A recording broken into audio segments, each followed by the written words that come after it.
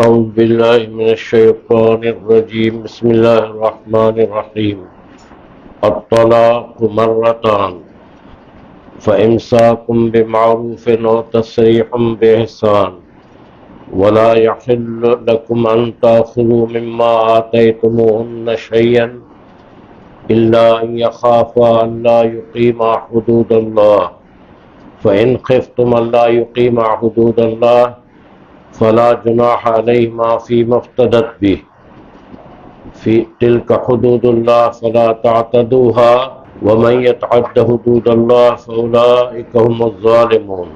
طلاق دو مرتبہ ہے، طلاق دو مرتبہ ہے، پھر روکے رکھنا ہے دستور کے مطابق، پھر روکے رکھنا ہے دستور کے مطابق، یا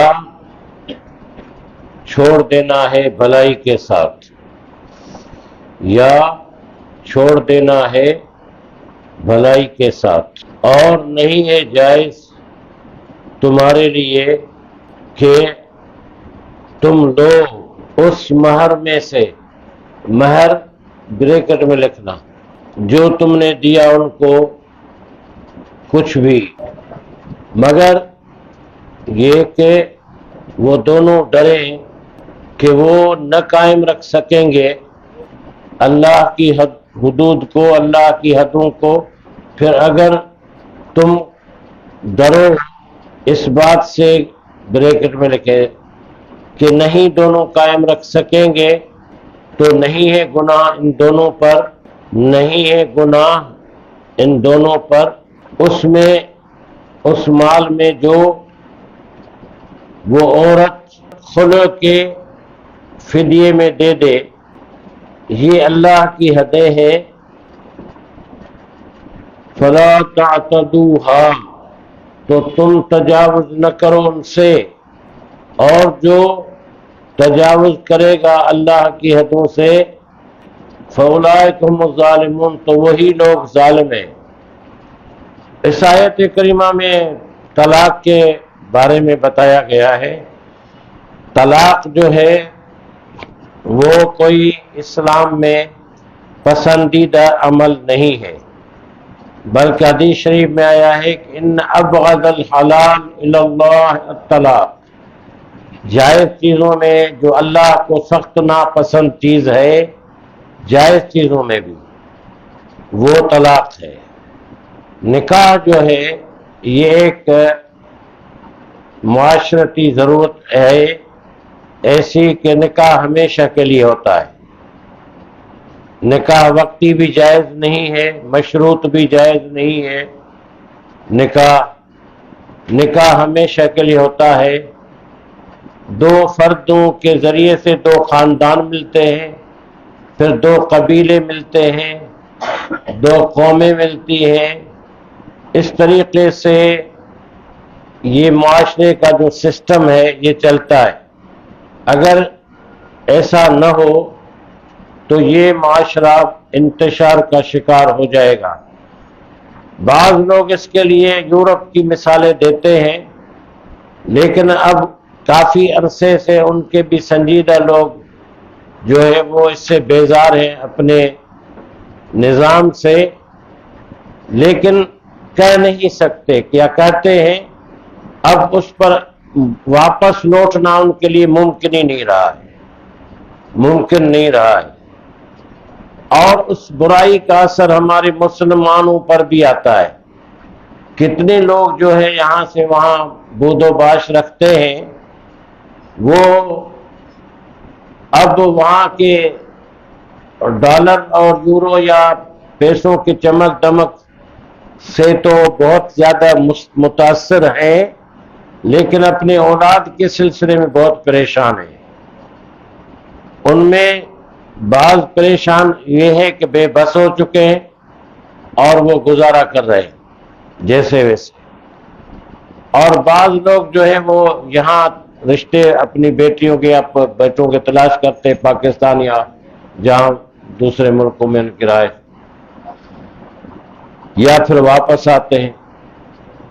اور یہ اتنے خطرناک اثرات ہیں کہ وہ خود بیان نہیں کرتے، آپ کو اور ہم کو بیان نہیں کرتے، لیکن اندر میں دیکھا جائے جھانک کر کے تو وہ اتنا خطرناک معاشرہ بن چکا ہے کہ ایک ہمارے دوست پیشمام کے طور پر ایسے ہی یورپ کے ایک ملک میں جا رہے تھے، تو وہ گئے اور انہوں نے کہا کہ میں جہاں ٹھہرا ہوا تھا مسلمان تھے وہ جو، لیکن وہاں جو میں نے ماحول دیکھا ان کے بچوں کا، لڑکے لڑکیوں کا، تو وہ اتنا آزادانہ تھا کہ ماں باپ کچھ منہ سے بول نہیں سکتے تھے، منہ سے کچھ بول نہیں سکتے، ماں باپ جیل چلے جاتے ہیں اپنی اولادوں کی وجہ سے۔ تو اس کے مقابلے میں جو اسلام نے نظام دیا ہے وہ بہترین خاندانی نظام ہے، اگرچہ اس میں ہمارے فی زمانہ قانون نہ ہونے کی وجہ سے، آئلی قوانین پر عمل نہ ہونے کی وجہ سے کچھ خرابیاں آ جاتی ہیں، لیکن اس پیمانے پر الحمدللہ نہیں ہے۔ تو جو نظام اسلام نے دیا ہے وہی نظام انسان کی ضرورت اور اس کی حفاظت اور عفت اور پاک دامنی کا ضامن ہے۔ تو نکاح جو ہے وہ کبھی فرض ہوتا ہے، کبھی واجب ہوتا ہے، کبھی سنت ہے، کبھی مستحب، لیکن اس کے سنت ہونے میں تو کوئی کلام ہے نہیں۔ فرض واجب تب ہوتا ہے جب آدمی غلط سمجھے کہ میں غلط راہ پر چلا جاؤں گا تو پھر اس کے لیے یہ فرض ہے، یا پھر رسول اللہ صلی اللہ علیہ وسلم نے فرمایا کہ اگر تمہارے پاس نکاح کرنے کی قوت اور نہیں ہے طاقت، نکاح سے مراد یہ کہ رشتہ کرنے کی، گھر بنانے کی، روزگار کی، تو نوجوانوں کو کہا ہے، فرمایا ہے آپ نے کہ وہ روزے رکھیں، نفلی روزے رکھیں، اپنے آپ پر قابو پائیں۔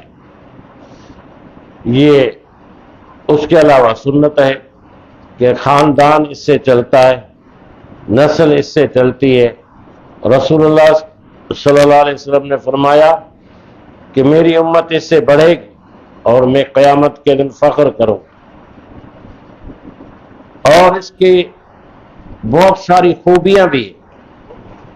مثلاً ایک آدمی 50-60 سال تک بغیر شادی کے تنہا گزارتا ہے، آپ بعد میں دیکھیں گے کہ جب بڑی عمر کو پہنچتا ہے تو اس میں چڑچڑاپن پیدا ہوتا ہے، بہت عقل مند آدمی ہوتا ہے لیکن پھر بھی اس کے عقل میں خامیاں آ جاتی ہیں۔ اسی طرح اس کا مالی نظام بھی درہم برہم ہوتا ہے، پھر اس کو ڈر لگتا ہے کہ اب میں کیا کروں، میں نے اتنا مال کمایا ہے، کمپنیاں وغیرہ کون سنبھالے گا۔ یا پھر ایسے آدمی کے ساتھ جو ہے برادری میں کوئی مشورہ نہیں کرتا، اس کو رشتے کے معاملے میں کوئی بٹھاتا نہیں، عموماً نہیں بٹھاتا۔ اب شادی کے بعد آدمی کیسا بھی ہو وہ ایک معتبر گنا جاتا ہے، سنجیدہ، اس سے بات چیت کی جاتی ہے، اس کو بٹھایا جاتا ہے۔ شادیوں میں لوگ جاتے ہیں اپنے اپنے گھر والوں کو لے کر، وہ بھی ان کے ساتھ جاتا ہے۔ کتنے فوائد ہیں اس کے کتنے فوائد ہیں۔ تو طلاق جو ہے یہ وہ آخری مرحلہ ہے جب مصالحت مطابقت کے سارے معاملات ختم ہو جائیں تو پھر یہ ایک معاملہ ہے۔ پھر اس میں طلاق جو ہے وہ مرد کو سونپی گئی، حق مرد کو دیا گیا، عورت طلاق مرد کو نہیں دے سکتی، مرد دے سکتا، کہ جو مرد میں بردباری ہوتی ہے، جو ذمہ داری ہوتی ہے معاشرتی، اڑوس پڑوس کی، کام کاج کی، دوسری تیسری چیزیں، اس میں وہ سوچ سمجھ کر کے قدم اٹھاتا ہے، چند جذباتی لوگوں کے علاوہ۔ اور پھر مرد جو ہے وہ قوام بھی ہے، انتظام کرنے والا بھی ہوتا ہے گھر کا۔ اگر یہ حق عورت کو دیا جائے تو چھوٹی چھوٹی باتوں پر جو ہے وہ عورتیں اس کو اگر استعمال کریں تو پھر معاشرہ زیر و زبر ہو جائے گا، زیر و زبر ہو جائے گا۔ تو البتہ اگر کوئی مرد کسی عورت پر ناجائز دباؤ رکھتا ہے، مارتا پیٹتا یا جو بھی کچھ اس کے ساتھ زیادتی کرتا ہے، تو عورت کے لیے اسلام نے ایک دروازہ کھڑکی کھول رکھی ہے، وہ خلوع کی ہے، کہ وہ پہلے اس سے خلوع لے، پھر عدالت میں جائے۔ اور خلوع کا مقصد ہوتا ہے آزاد کرنا، آزاد کرنا، خلوع اتارنا، آزاد کرنا۔ وہ خلوع جو ہے وہ عورت کچھ معاوضہ دے گی مرد کو، اس بنا پر وہ خلوع دے گا تو وہ خلوع ہو جائے۔ اور قاضی فیصلہ کرے، عدالت بھی، تو پہلے دونوں کو بلائے گا، بلانا چاہیے کہ قصور کس کا ہے، کیا ہے، مصالحت ہو تو مصالحت کرا دیں۔ اب ہمارے ہاں تو یہ ہوتا ہے کہ عورت ویسے ہی چلی جاتی ہے وکیل کے ذریعے، اور وہ 3 دفعہ جو ہے وہ نوٹس نکال کر کے کہیں پھاڑ دیتے ہیں، کہتے ہم نے لگا دیا تھا، ان کے گھر پر کوئی آیا گیا نہیں، عدالت ان کو طلاق خلوع دے دیتی ہے۔ پیسے بھی لیتے ہیں، جو سسٹم ہے ہمارے۔ تو یہ طریقہ خلوع کا جائز نہیں ہے، لیکن یہ نافذ ہو جائے گا، نافذ ہو جائے گا، ٹھیک ہے۔ اب طلاق کے لیے یہاں فرمایا گیا طلاق مرتان، طلاق 2 بار ہے۔ منع رجعی طلاق جو ہے 2 بار میں، ایک طلاق دی پھر دوسری دی، تو ابھی شوہر کو حق ہے کہ عدت کے دوران اس کو واپس لا سکتا ہے یا رضامندی سے لا سکتا ہے۔ اس کے بعد فرمایا ہے کہ 2 طلاق کے بعد جب عدت گزرنے کے قریب ہو تو یا تو عورت کو اچھے معروف طریقے سے رکھ لے، اور یا اچھے طریقے سے اس کو چھوڑ دے، آزاد کر دے۔ اور مرد کے لیے یہ جائز نہیں ہے، مناسب نہیں ہے کہ اس نے جو اس کو گفٹ وغیرہ دیا ہے ماضی میں یا جب ان کے رشتہ طے ہوا تھا، یا وہ اس سے واپس نہ لے، وہ اس سے واپس نہ لے، الا یہ کہ اگر اس نے گفٹ اس کے حوالے نہیں کی، صرف پہننے کے لیے زیور دیے ہیں، تو وہ واپس کر سکتا ہے۔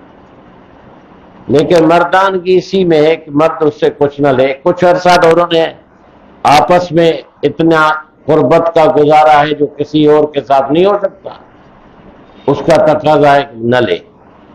دوسری بات یہ ہے کہ آگے فرمایا ہے کہ اگر وہ دونوں مرد اور بیوی یہ خدا کا خوف رکھ کر کے سمجھ سکتے ہیں کہ اب ہم چل نہیں سکتے ایک دوسرے کے ساتھ، آخری حد کو پہنچ گئے، تو پھر عورت اس کو دے دلا کر فی مفتدت بھی فدیہ دے کر کے اور خلوع لے سکتی ہے، اور یہ فدیہ لینا مرد کے لیے جائز ہے۔ اس میں یہ بھی کہہ سکتی ہے کہ جو حق مہر ہے وہ میں نے ترک کر دیا، چھوڑ دیا، تو مجھ سے نہیں تقاضا کرتی، اس کے بدلے مجھے خلوع دے دو یا کچھ پیسے دے دے، تو اس کو خلوع کہتے ہیں۔ خلوع بھی طلاق ہی کی صورت ہے، لیکن اس میں فرق یہ ہے کہ خلوع کے بعد طلاق عدت گزرنے کے بعد اگر وہ شوہر چاہے تو دوسرا نکاح سے کر سکتا ہے بغیر حلالے کے، ٹھیک ہے، یہ اس آیت کا مطلب ہے۔ اگر آگے فَإِن طَلَّقَهَا فَلَا تَحِلُّ لَهُ مِن بَعْدُ حَتَّى تَنكِحَ زَوْجًا غَيْرَهُ فَإِن طَلَّقَهَا فَلَا جُنَاحَ عَلَيْهِمَا أَن يَتَرَاجَعَا إِن ظَنَّا أَن يُقِيمَا حُدُودَ اللَّهِ وَتِلْكَ حُدُودُ اللَّهِ يُبَيِّنُهَا لِقَوْمٍ يَعْلَمُونَ۔ پھر اگر اس خاوند نے تیسری طلاق دے دی تو نہیں ہے وہ حلال اس کے لیے یہاں تک وہ نکاح کرے کسی اور خاوند سے اس کے علاوہ، غیر منا اس کے علاوہ۔ پھر اگر وہ طلاق دے دے اس کو تو کوئی گناہ نہیں ان دونوں پر کہ وہ دونوں رجوع کر لے، کہ وہ دونوں باہم رجوع کر لے۔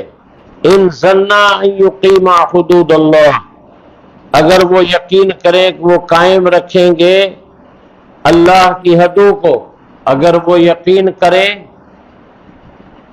ظن کہتے ہیں گمان کو لیکن یہاں یقین کے معنی میں، اگر وہ یقین کریں کہ وہ قائم رکھ سکیں گے اللہ کی حدوں کو، وَتِلْكَ حُدُودُ اللَّهِ، اور یہ اللہ کی حدیں ہیں، وہ بیان کرتا ہے انہیں، یبینھا منا وہ بیان کرتا ہے انہیں ان لوگوں کے لیے جو جانتے ہیں۔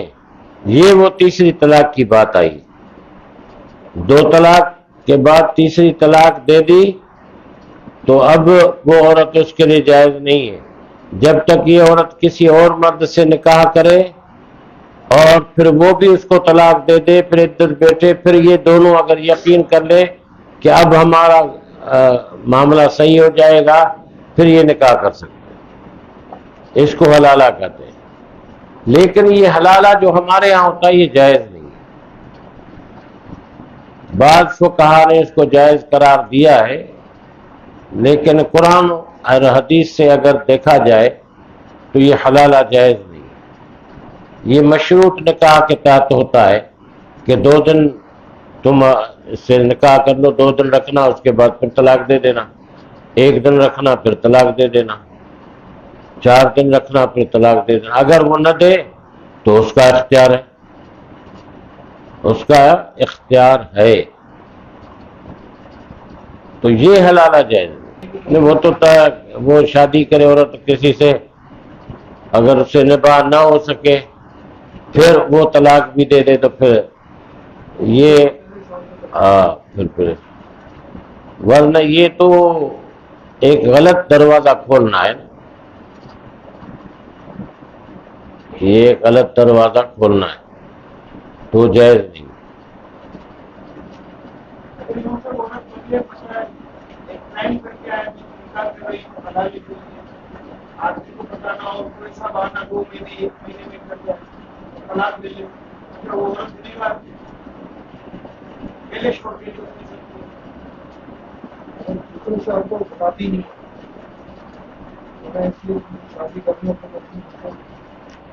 یہ دیکھیے کیس جو ہے بہت کم ہوتے ہیں، نکاح علی الاعلان ہوتا ہے، چھپ کر کے نکاح نہیں ہوتا۔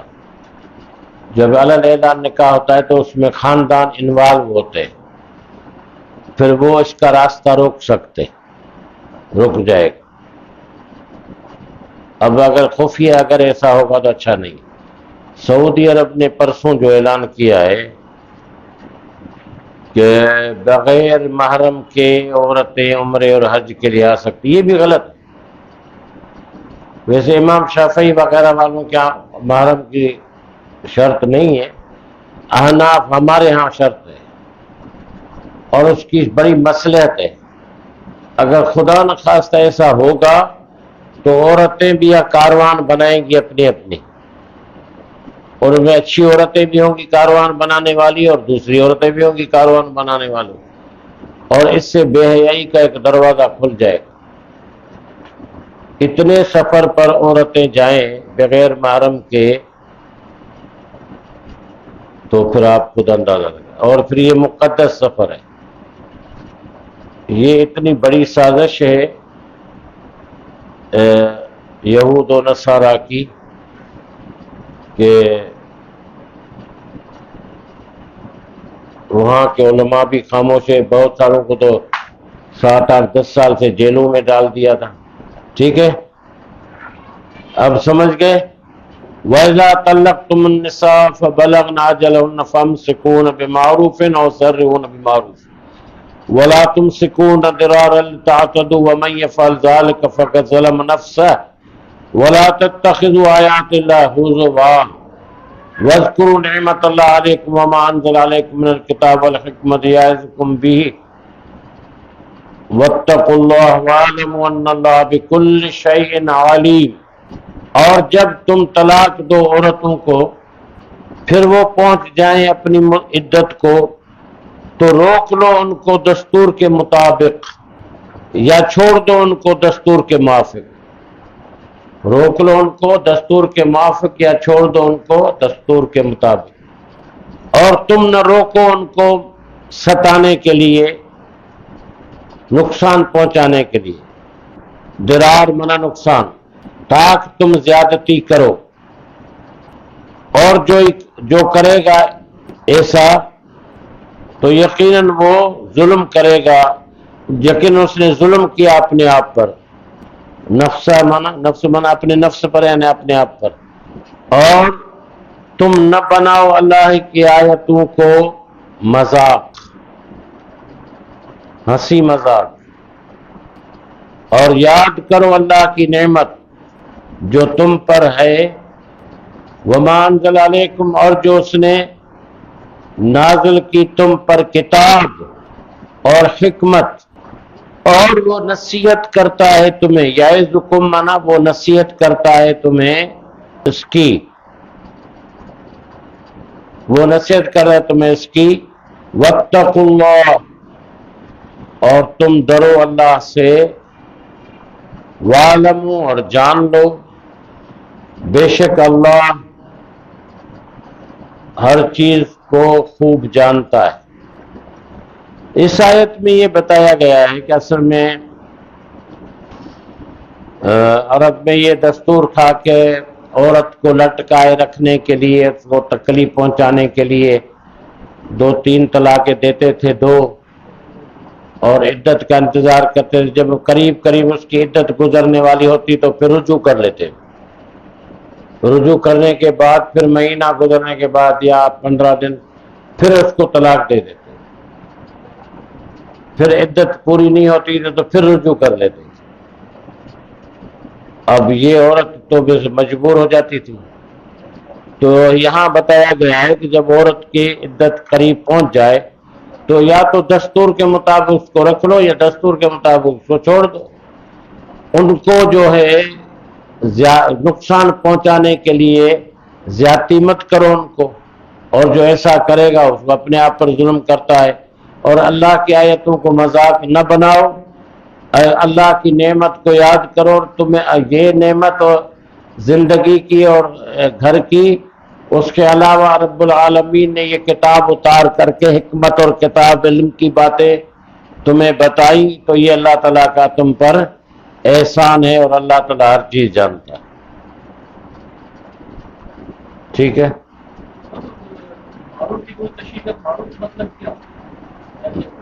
معروف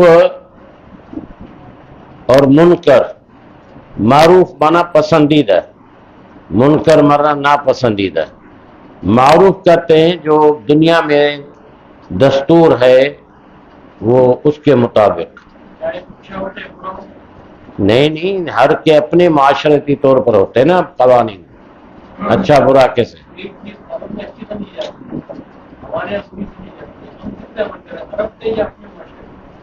نہیں ایسا نہیں، ہم قرآن و سنت کی روشنی میں عمل کریں گے۔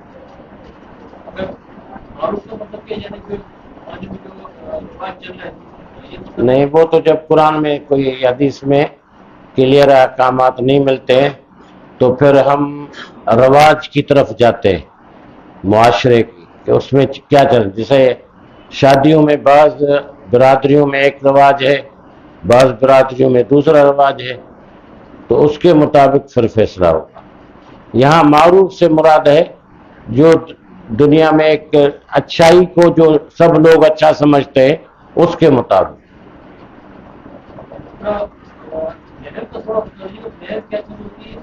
مہر اس میں کیا چیزیں شامل ہونی چاہیے؟ ہم تو پہلے گائے بھینس دیتے تھے. ہاں ایک پوسٹ چل رہی ہے واٹس ایپ پہ، سورج یاد کر لیں، ایک سورج یاد کر لیں، کر لیں، اور کو بولے تمہارا بہر جائز نہیں ہے، یا عورت بولے سورج یاد کر لو میرا بہر یہ ایک زمانے میں کسی کے پاس نہیں تھا کچھ بھی، تو رسول اللہ نے ایک شخص سے کہا کہ تمہیں کوئی صورت یاد ہے؟ انہوں نے کہا کہ ہاں یہ یاد ہے. آپ نے فرمایا یہ ان کو سکھا دو، یہ اقمار میں دے دو. حضرت علی کا جب نکاح ہوا فاطمہ سے، تو ان کو پوچھ جائے کہ کچھ بھی ہے اس کو بیچو، مہر ادا کرو، وہ غریبے کی رقم کا انتظام کرو. ہاں تو مہر تو دینا ہے. تو مشہور وصیت ہوتی، ہاں رقم دینا ہے، رقم یا مال، کوئی بھی مال مال مال کوئی بھی مال. وہ تو ایکسیپشن ہے، ایک دو آدمی کو، ایک آدمی کو کہا تھا رسول اللہ. حکم تو نہیں ہے، مطلب حکم تو نہیں ہے. شروعات ہوگی طلاق 2 مرتبہ ہے، تو اس کا ہرگز یہ مطلب تو نہیں ہے کہ دوسری طلاق دے دے تو طلاق 2 ہی ہے، اس کا ہرگز یہ مطلب تو نہیں ہے. نہیں، یہ بتایا گیا ہے کہ طلاق دینے کا طریقہ کیا ہے. تم ایک دفعہ 3 طلاق کہہ کر کے اپنے ہاتھ کاٹ دیتے ہو، پھر افسوس کرتے ہو. 2 طلاقیں اس طرح دو، پھر مصالحت ہو جائے تو ٹھیک ہے، پھر تیسری طلاق آخری ہے. دوسری بات یہ کہ طلاق کا طریقہ یہی ہے، ابھی آگے آئے گی اگلے کل انشاءاللہ. اور طلاق کا طریقہ کا یہ ہے کہ عورت جب ماہواری سے پاک ہو جائے تو اس پاکیزگی کے حالت میں اس کو ایک طلاق دے. پھر اس دوران میں اگر ان میں رجوع ہو جائے تو بہتر ہے. عدت گزر گئی، پھر دوسری طلاق اگر اس کو دینا چاہتا ہے تو پھر دوسری ماہواری گزرے، پھر پاک ہو جائے تو پھر طلاق دے. یہ پاک ہونے کا کانسیپٹ اس لیے کہ عورت پاک ہو جائے تو پھر ہو سکتا ہے رغبت پیدا ہو میاں بیوی میں نا آپس میں، ماہواری میں رغبت پیدا نہیں ہوتی. تو 2 طلاقیں، پھر جب تیسری طلاق کی نوبت آئے پھر اس میں بھی یہی ہے، اس کی عدت گزر. اگر کوئی تینوں طلاق ایک ساتھ دے دے اور وہ دے دے ناپاکی میں ہو تو، ناپاکی میں ہو یا نہ ہو تو پھر بھی طلاق ہو جائے گی. جیسے بھی آخری آیت میں ہم نے پڑھا اور یاد کرو اللہ کی نعمت کو جو تم پر ہے. اگلی بات آ رہی ہے کتاب و حکمت کی، یا پرانی مجید سے معاملہ ہے قرآن. ہاں قرآن کتاب.